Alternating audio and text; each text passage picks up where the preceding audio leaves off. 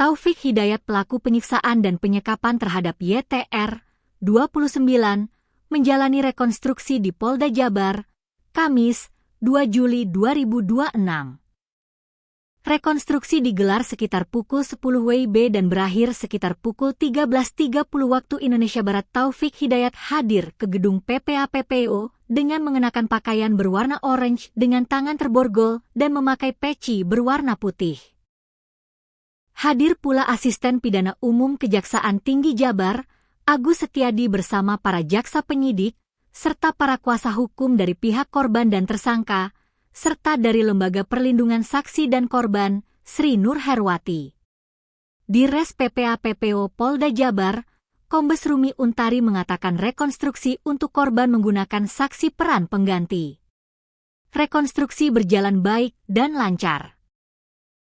Alhamdulillah tak ada penolakan dari tersangka dan tersangka mengakui semua perbuatannya di 6 tempat kejadian perkara, katanya. Dari 6 TKP, kata Rumi, hanya ada 3 TKP yang dilakukan rekonstruksi, yakni TKP 3, TKP 5, dan TKP 6.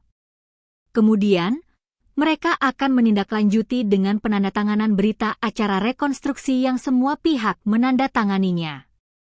Rumi menegaskan, 3 TKP yang direkonstruksi tadi menjadi poin utama terjadinya penganiayaan dan penyekapan. Sementara di TKP 1 masih belum ada tindakan penganiayaan dan TKP 2 masih penganiayaan ringan, semisal menampar. Tapi, mulai TKP 3, 5, dan 6 mulai terjadi penganiayaan berat. TKP 3 itu sudah mulai terjadi penyekapan sampai TKP 6. 3 TKP itu berada di wilayah Kabupaten Bandung, Jabar, seperti Cilengkrang, Ciwaru, dan Cinunuk, ujarnya. Kombes Rumi menegaskan, ada 21 adegan dalam rekonstruksi yang dilaksanakan tadi. Namun, dari puluhan adegan itu masih belum ada terkait kekerasan seksual. Saat ini belum ada, dan itu masih dalam proses. Tadi, kami sudah berdiskusi bersama para jaksa dan LPSK. Kami sepakati untuk tetap mendalami dan mencari bukti-bukti lainnya.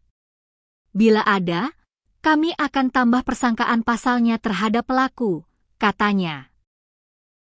Penganiayaan di TKP 3,5 dan 6, Rumi mengatakan Taufik Hidayat melakukan pemukulan dengan helm, kemudian ada kaki meja yang dari besi dipukulkan ke korban YTR di TKP terakhir, serta ada adegan yang menyabetkan golok ke korban yang saat itu kondisinya sudah buta. Ditanyakan terkait isu korban digunting bibirnya, Rumi menegaskan tidak ada adegan penganiayaan semacam itu. Pelaku pun tak mengakui menggunting.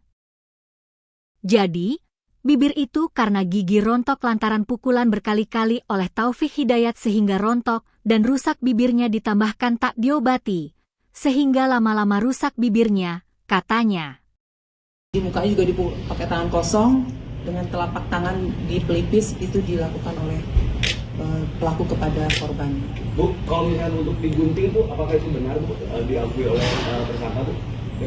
Dengan bibir korban itu Bu? Oh tidak ada. Oh, tidak ada. Tidak ada dan pelaku juga tidak mengakui dan dari fakta yang ada juga tidak ada menggunting bibir itu. Jadi bibir itu atau gigi rontok itu karena pukulan berkali-kali sehingga rontok dan rusak bibirnya karena kan tidak diobati. Jadi lama-lama rusak bibir. Termasuk pakai helm ya? Itu masuk di paksa. Tato ya. Kalau berdasarkan investigasi, tato itu sebenarnya pada saat mereka masih belum masih ada kondisi sehat sehingga untuk meyakinkan pelaku kepada korban bahwa kamu cinta sama saya gitu kan karena di indikasi cemburu ini pelaku sebagai bukti dia cinta mah ya tato sok bareng tato jadi dilakukan dan tato itu benar diakui.